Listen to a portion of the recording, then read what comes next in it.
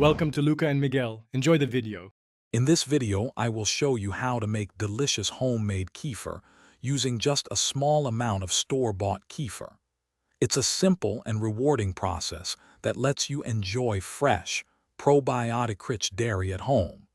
We'll cover everything from gathering your basic ingredients to enjoying your first batch. Let's get started by looking at what you'll need to begin this easy journey. Now that you have your ingredients ready, let's mix them. Carefully pour about 1/4 cup of your plain, store-bought kefir into your clean glass jar. Then, add 1 quart of fresh whole milk.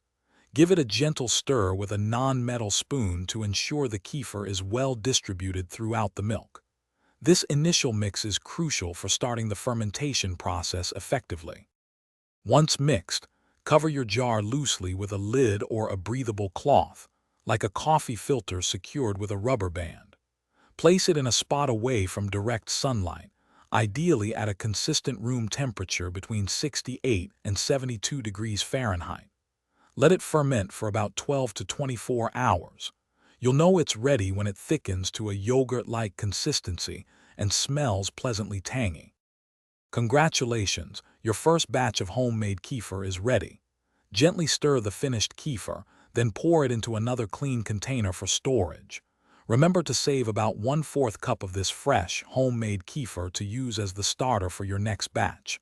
This allows you to keep making kefir continuously.